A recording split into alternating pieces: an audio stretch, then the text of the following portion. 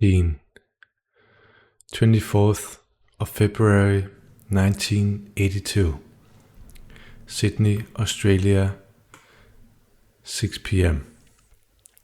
I left my optical instrument repair firm to go home to Raymond Terrace, a town north of Newcastle, NSW. My partner Mike was in the passenger seat. I was driving, and a friend and part-time employee, Steve, was in the back. Raining after 3 months dry, I was driving along the industrial highway and slowing to stop at lights where exit road from BHP crosses highway. There, memory ends. Reported by Mike, my ex-partner. As we approached the lights, they changed to green. As we went into the crossing, the car aquaplaned, speed 43 kilometers per hour. We hit the large industrial power pole just after the intersection. Steve, who was laying on the mattress in the back of the panel van, became a missile. He was thrown forward into the back of Renee's head, driving her into the steering wheel. Medical info. Steve's spine was broken, L4. Here's a paraplegic. I suffered fractures, basal area, frontal lobe, right eye socket, right zygoma, all depressed. 6 holes in dura. The steering wheel had broken, and spokes of steering wheel and indicator pierced the body in 3 places, through my throat up into roof of the mouth, and piercing my right upper and lower thorax. Mike suffered a small seatbelt bruise. My mother reported that in the afternoon of February the 25th, 1982, they were in the office of a professor of neurosurgery, where the professor was reporting my death and that they should be grateful, as I would have been a vegetable had I survived. During this conversation, a young, frightened nurse came rushing into the office, blurting out, "She's alive!" She sat up and spoke. The professor chastised her for interrupting them 3 times before taking her outside and lecturing her about dead bodies moving and making noises. The nurse was emphatic. She sat up and said, "Don't give me any more drugs." At this point, my mother took the professor by one elbow, my father by his other, and marched them down the corridor to see. They found me in a back corridor where I had apparently been placed so the nurse could remove equipment prior to my transfer to the morgue. I was in deep coma and breathing. I remained in coma for a further 10 days. My NDE. I don't know when in the above events my experience took place. I have no memory of the process of dying or leaving my body. I was moving headfirst through a dark maelstrom of what looked like black boiling clouds, feeling that I was being beckoned to the sides, which frightened me. Ahead was a tiny dot of bright light, which steadily grew and brightened as I drew nearer. I became aware that I must be dead and was concerned for Mom and Dad and my sister, and somewhat upset with myself, as I thought, they will soon get over it, like it was in passing, just a fleeting thought as I rushed greedily forward towards this light. I arrived in an explosion of glorious light into a room with insubstantial walls, standing before a man about in his 30s, about 6 foot tall, reddish-brown shoulder-length hair, and an incredibly neat short beard and mustache. He wore a simple white robe.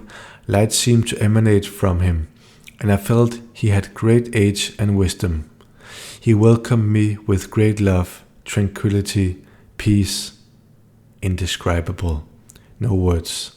I felt, "I can sit at your feet forever and be content."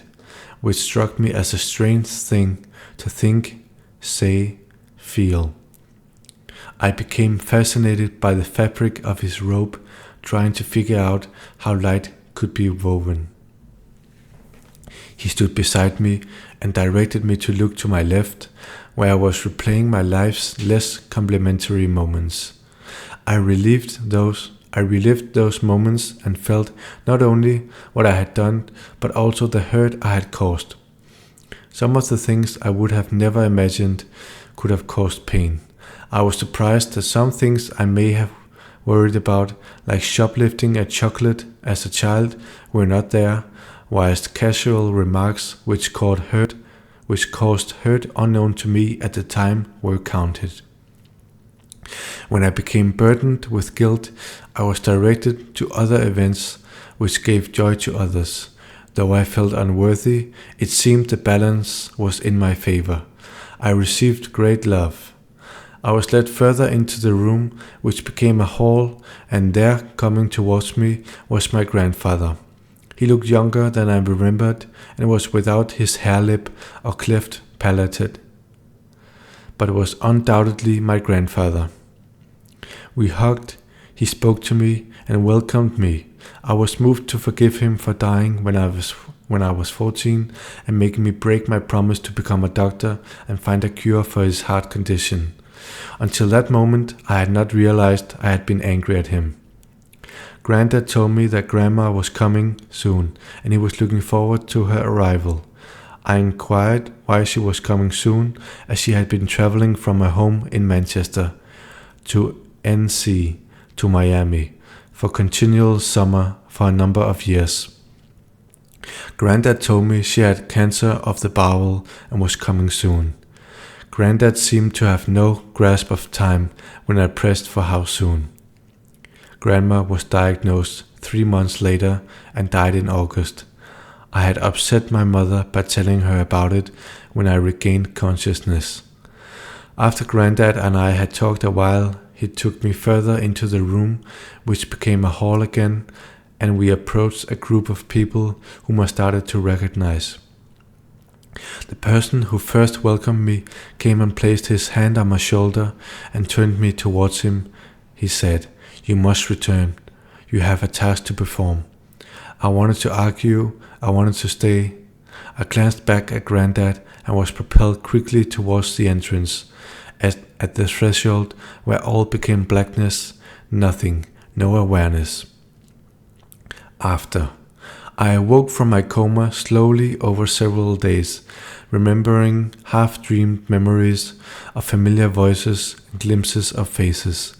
The clearest moments were several occasions where I would awake from deep sleep to find a nurse with a syringe, and I refused any drugs. I have no idea why. I had 3 lots of surgery to repair my face, skull, eye socket. Left hospital with pain, double vision, anosmia, and damage to 8th cranial nerve, which left me with nausea and disturbed balance. I was for 2 years angry at GD for sending me back, angry at Granddad for sending me back in such torment, with a task to do without clues or instructions. Only one thing, a clear message I have no idea how to pass on, which is, it is time to live according to your beliefs, whatever they may be, to put your house in order, for the end times are upon us. This can't be my task. There was no booming voice, or any way I know the message got there. I am also unsure of the identity of the gatekeeper. No name tag, no introduction. It took me 5 years as a zombie before I was able to rehabilitate myself. I have gainful employment, formed the Head Injury Society, NC, in 1987, and am paraded as the example of how well it is possible to recover from acquired brain damage. I still don't know my task, still have pain, anosmia, diplopia, etc. That's about it. Except to say that the memory of the NDE is more real than what I did yesterday.